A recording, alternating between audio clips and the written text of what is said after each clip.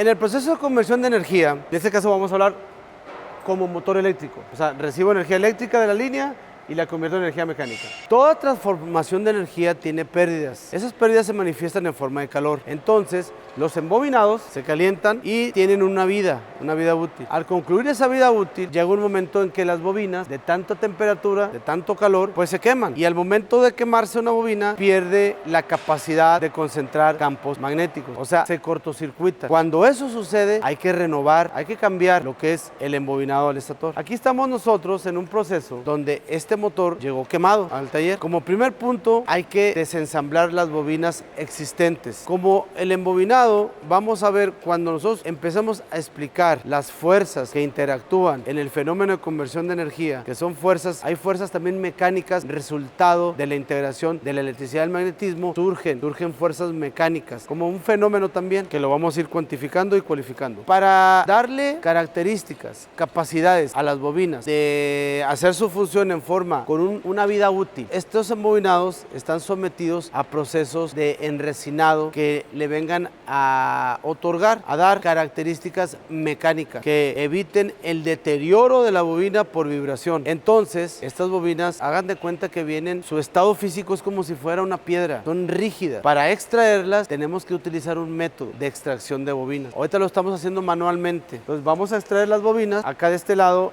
ya las extrajimos todas, ya fueron extraídas todas las bobinas y estamos limpiando ranura por ranura. Aquí vamos a la mitad del proceso, aquí ya concluimos el proceso. Ya desensamblamos todas las bobinas y lo que sigue es limpiar el núcleo para instalar las bobinas nuevas. ¿Cuáles son las bobinas nuevas? Son las que vamos a ver aquí en el siguiente espacio. Aquí ya vemos las bobinas instaladas. Aquí cabe destacar que cada bobina tiene su proceso de fabricación. Su proceso de fabricación donde le damos forma, donde manipulamos los materiales y le damos forma, la forma y los ángulos que necesita la bobina para ser ensamblada. En este caso ya está terminado el embobinado, ya todas las bobinas están instaladas, están conectadas y el proceso que sigue es barnizarlo. Como les decía, tenemos que darle una característica mecánica porque en el proceso de conversión de energía, cuando fluye corriente por estas bobinas, se presentan fuerzas mecánicas muy grandes. Esas fuerzas mecánicas lo que provocan es que hagan de cuenta que esas fuerzas tratan de sacar las bobinas de su alojamiento.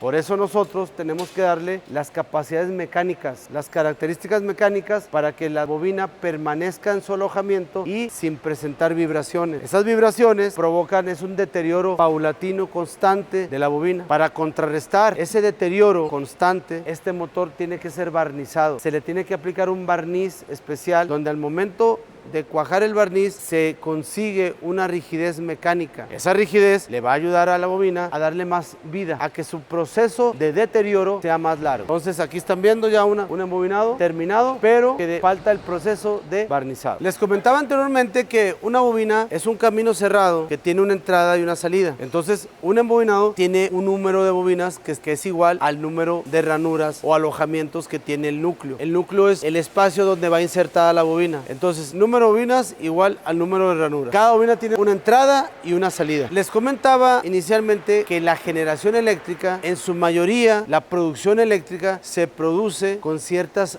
características. Esas características son ondas senoidales desfasadas 120 grados eléctricos, que son las que viajan a través de las líneas de transporte que comentábamos, en esas torres que vemos en las carreteras, en las calles, vemos cables por donde viaja la electricidad, pero viaja con ciertas características. Bueno, esas características, para sacarles la utilidad y que realmente funcione, yo tengo que hacer un arreglo eléctrico, que cuando veamos circuitos eléctricos vamos a ver el por qué y cómo se conectan las bobinas. Ahorita lo que cabe destacar es que cada bobina tiene un principio y un final, y ese principio y final lo voy a conectar pero con un criterio de circuitos eléctricos para que al recibir la energía con esas características desde su generación pueda yo realizar un trabajo. Entonces este es un embobinado ya terminado, pero falta conectarlo. Aquí al lado ya tenemos el motor conectado. Todos estos puentes, todas estas conexiones inicialmente estaban como el motor que vimos. Después del proceso de conexión, físicamente queda así. Cada unión es un puente, pero repito, aquí lo que cabe destacar es de que tiene un criterio. La conexión se hace con criterios de circuitos eléctricos. ¿Por qué? Porque son trayectorias de corriente que yo le voy a dar en las bobinas, porque ocupamos una uniformidad, un arreglo. La corriente eléctrica